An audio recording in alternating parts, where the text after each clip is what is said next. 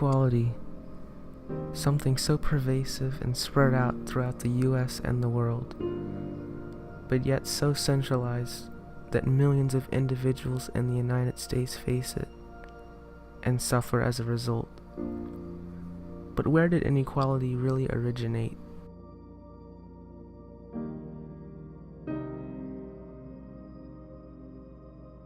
The roots of inequality, or at least the vast majority of it, originated when slaves first arrived in the US and parts of Central and South America on ships in the 17th century. This systematic breakdown of a pre-existing culture not only impacted slaves, but the owners, because it changed their belief about humanity itself. It created the belief that people of different backgrounds and cultures were not equal, meaning they were not on the same level in their thinking, culture, and overall lives.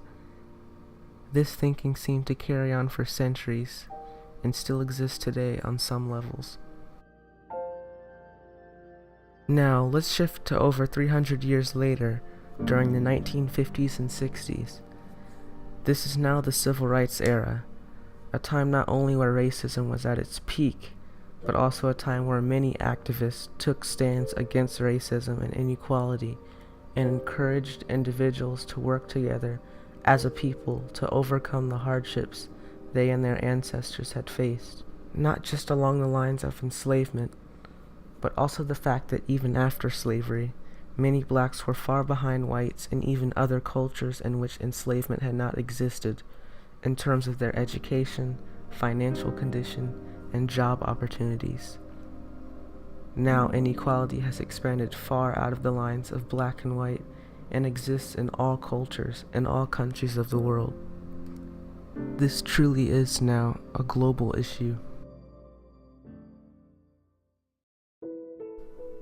According to Stanford Center on Poverty and Inequality, over the last 30 years, wage inequality in the United States has increased substantially, with the overall level of inequality now approaching the extreme level that prevailed prior to the Great Depression. This means that the pay gap between regular employees and people in high-up executive positions is huge, and many people are suffering greatly as a result of it. But as said in the statement by Stanford, this isn't something new. This extreme level of poverty and wage gaps existed during the Great Depression and further back than that, and though many of these issues were faced commonly and most severely by blacks, many poor whites grew up facing this as well, especially in largely urban areas and country areas. I visited a man that lives and grew up in the mountains of Harpers Ferry, West Virginia, to get his views on inequality and hear his experiences as someone who lived in a time where money was hard to come by for many people. Hey, when I was his age, my mother would give us $1 every Saturday. We milked cows every morning before we went to school and every evening after we got home. Saturdays, she would give us $1, me and my brother, which is 15 months younger. We'd go to Charlestown. When you went into Charlestown, were the first light on 09, that was the county building. Whoever took you in there put you out right there. They wouldn't take you down to the square corner. They made you get out. They could be going out ransom, but you was getting out up there. Before we got to that square corner, there was a cop that would come to us. What are you boys doing in town? We're going to the movies. You're going to the movies? Yeah. So you got money? Yeah, I got $1.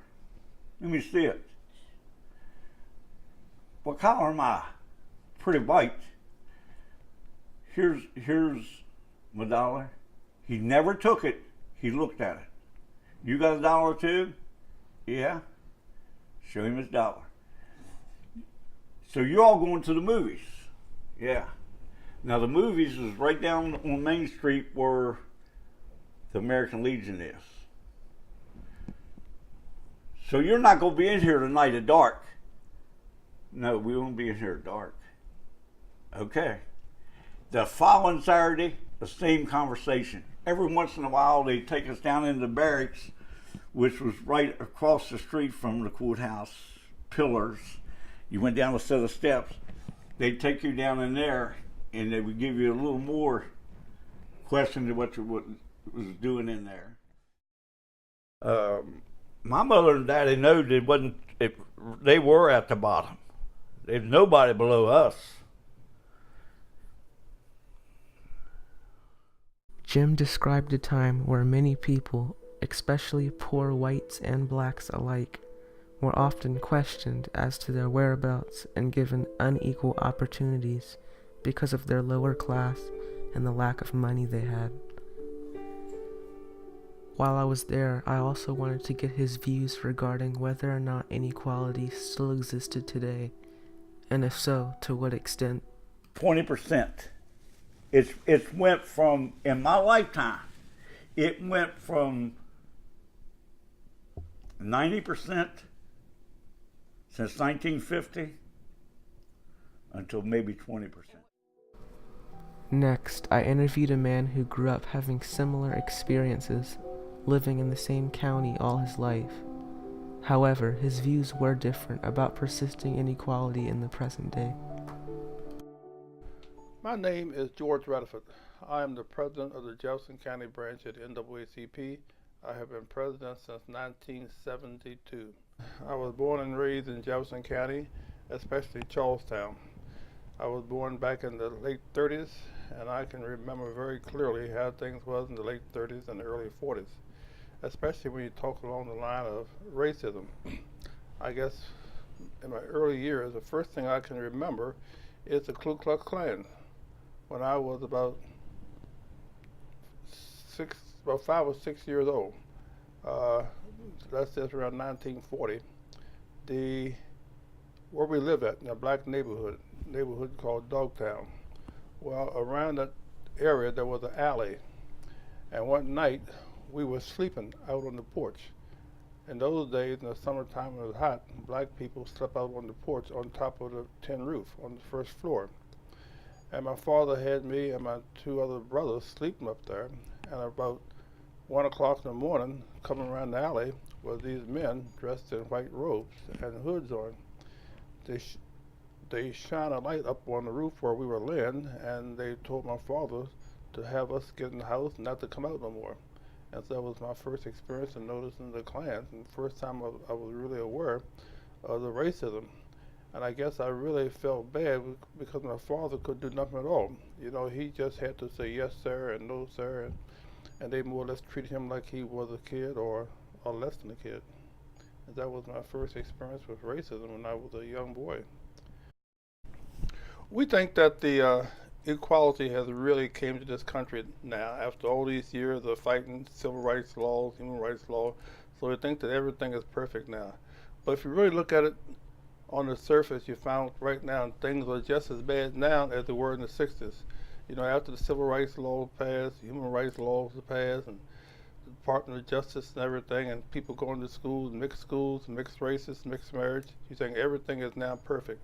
But if you look at what is really taking place, a good example is look at the voting right bill. That's been gutted.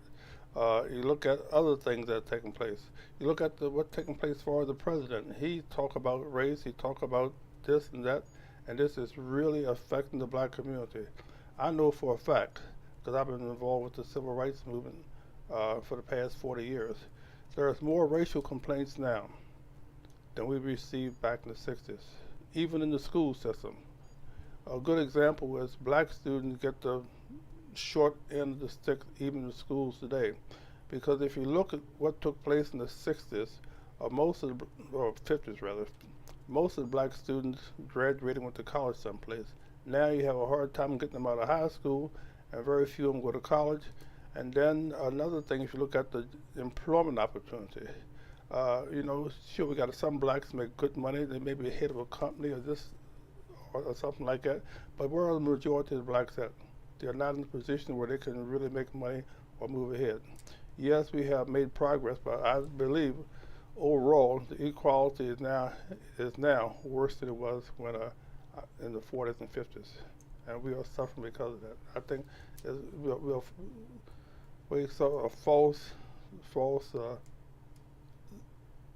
believe that things are better, but they aren't.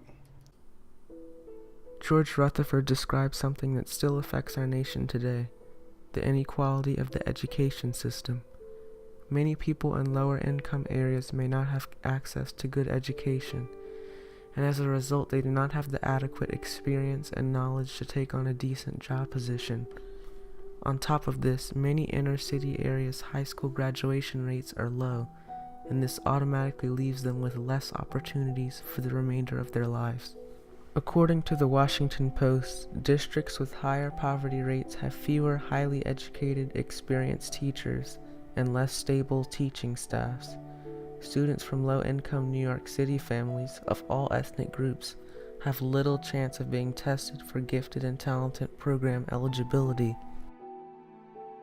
This means that inner city students are often deprived of the opportunities that a student of another school might have. Next, I spoke to a woman who was also a West Virginia resident, but instead grew up in the South, where she faced her own encounters and experiences with inequality. She also worked her way up from graduating from high school at age 15 to attending Tuskegee University, where she received a nursing degree. My name is Doris Nera Starks. I was born in Conecuh County, Alabama, at the tail end of the Depression, so we've come quite a long way since then. At the age of 11, I moved to Tuskegee, Alabama, along with my family and my stepfather, who reared me there. And since Tuskegee is a college town, it afforded me many opportunities to see the life of black people at the time. You might be aware that Tuskegee is the place where the Tuskegee Airmen were trained. It is also the home of Tuskegee, then Institute, now University, that was founded in 1881. So that place is a part of me. And I went to college there, and of course I went to high school and also to the elementary school that was based on the college campus there, the Children's House as we called it. And I was fortunate to graduate from the high school at the age of 15. And then I graduated from the college with honors. I worked my way through the college as a nursing assistant, and since I had done well at the college, I was invited back after I received my master's degree in nursing at Catholic University. I went back and I was on the faculty there. Well, there are still inequities that those of us who went through the civil rights movement era thought that we would have made greater strides than we have. For instance, we still have inequities in housing because great strides were made among whites after World War II, when veterans who were Caucasian could get houses, but those same loans were denied to black veterans. So they had an opportunity to build up wealth, but black veterans could not. So that is a continuing problem. Also, when we had the problems with the stock market a few years ago, people who suffered most were black women, single black women, because they lost their houses. So we're just now beginning to recover from some of that. And the worst thing that has happened to us recently is gerrymandering.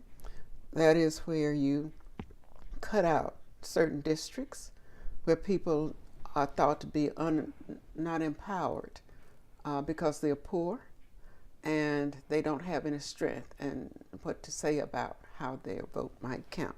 So when you look at a voting district, it might look more like an ink blot than a unit that is to vote and you can easily see those, how those would affect the outcomes of voting strength, and it would flip an election. I also spoke to Mrs. Stark's son Garrick about his opinion on inequality in the United States today and the great impact it has on so many people.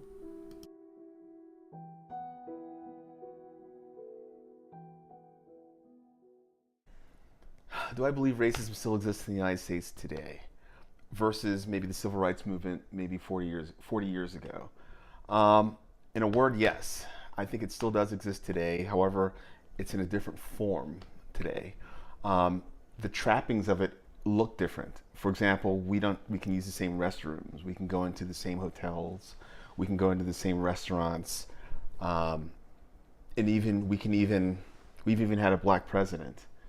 But I think it's now more subdued and subtle than it used to be. Ways that you can go the same places, but then at the quote unquote end of the day, segregation can still exist in terms of, African Americans being here and white people still being here. It's not really a altogether integrated society. Some people might call it some people said that when we got Obama as a president, it was going to be a post-racial society and that we need any more rules for racism. But at the same time, they gutted the voting rights law. They didn't take it away, but they gutted some of the tenets that made it what it was. And so that in an example is exactly an allegory of what I'm speaking about. The voting rights law is still there, but some of the pillars of it have been cut out. And just taking that example and applying it to society, that's exactly how racism exists in the society as well. It doesn't look like it, but on the underpinnings of it, racism does still exist. Not only that, it's not just racism now, but it's also classism as well. So, more people are falling into poverty now than ever probably before. The job economy is at full employment, but still nobody's making any money. And so you may work 40 hours a week, but you still can't afford a car and a house. And so now, people have not risen up above the circumstances to be able to, escape poverty and or racism. Sometimes poverty and racism are together. But in a word, yes, I think it still exists today. Garrick talked about something that millions of minorities in America still face today: the underpinnings of racism and inequality. It may not be as direct as the 50s and 60s, but it definitely shows itself in the increasing difficulty for them to move up on the ladder of success in society. This exists for blacks, Hispanics, and many other minorities or immigrants alike. I spoke to 2 Hispanics about their experience with inequality in America and what difficulties they had with being a minority in society. Okay, my name is Alex Ramos. I have my business, COBBLER's Bench Shoe Repair, for around 20 years. But I used to work before with somebody else. It's definitely I have about 40 years experience. When you first time coming here to this country, it's a little difficult because the language, when you don't speak English, it's a little difficult to grow up in this country. But I want to say thank you very much to the United States because this country opened the door for everybody. It's very hard to answer that kind of question to me because I have a good life here. I don't feel like people discrimination here.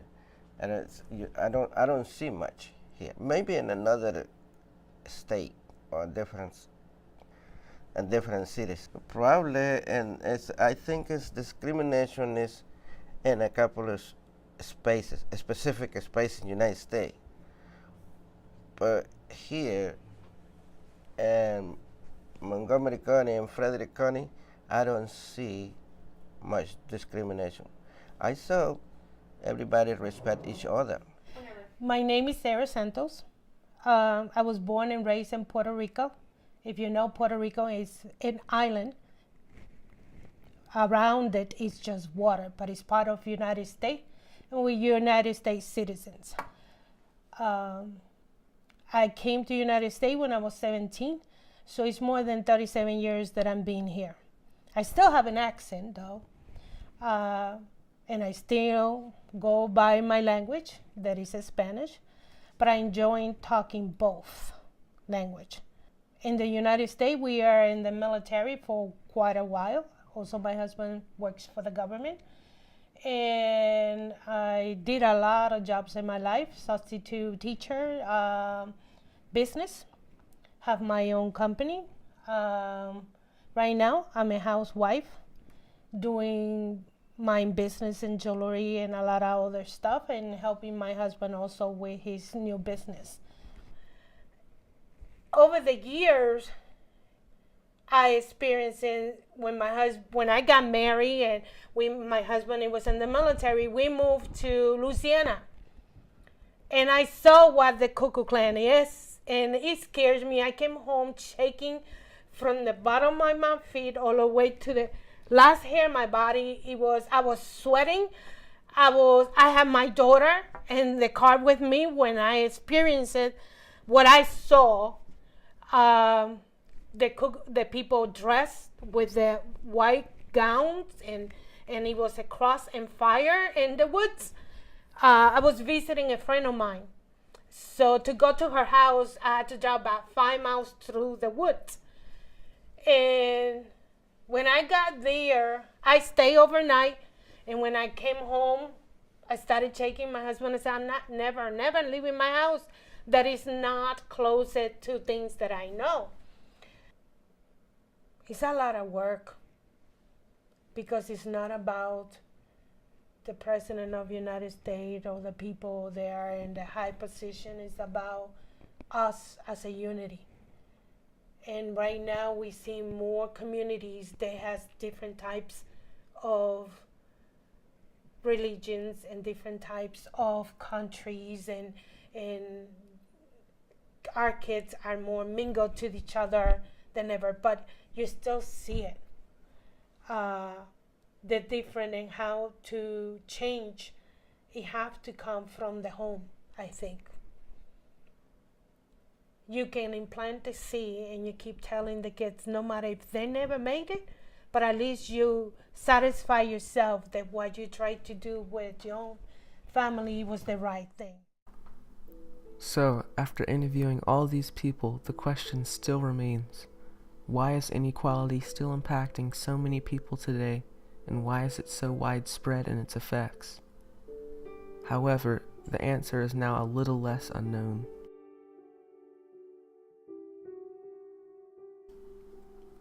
Depending on where you live or grew up, inequality might have affected you more than another person, and also your background and financial condition can greatly determine what opportunities you may have had.